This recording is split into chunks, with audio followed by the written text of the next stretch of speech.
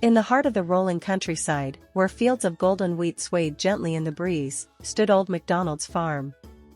It was a magical place where animals of all kinds lived in harmony, and every day was an adventure.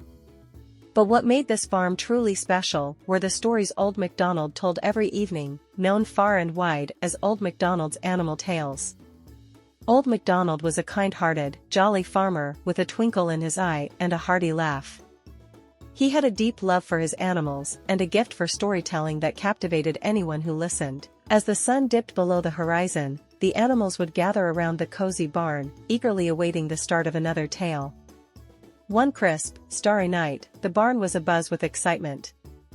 The cows had finished their milking, the chickens had settled on their roosts, and the pigs had cleaned up after their mud bath.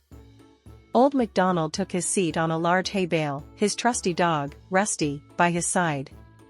He clapped his hands to get everyone's attention. "Gather round, everyone," Old MacDonald called out. "Tonight, I have a very special story for you all. It's the tale of how Bessie the cow saved the farm." The animals leaned in closer, their eyes wide with anticipation. Bessie, a gentle and wise old cow, blushed slightly and shuffled her hooves.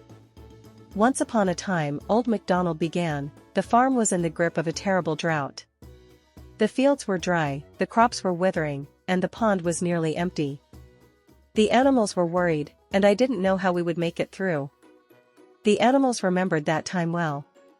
It had been a tough season, and everyone had felt the strain. But Bessie, Old MacDonald continued, had a dream one night. She dreamt of a hidden spring deep in the forest that could provide all the water we needed. She knew it was risky, but she decided to follow her dream and find the spring. Bessie nodded, remembering her determination that night. Bessie set off early in the morning, Old MacDonald went on, and journeyed through the forest. She climbed over rocky hills, squeezed through narrow paths, and didn't give up, even when it seemed impossible.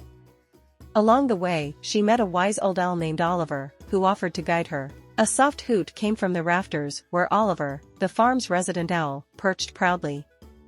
With Oliver's help, Bessie found the hidden spring, Old MacDonald said. It was the purest, freshest water she had ever seen. She knew she had to bring it back to the farm. But how?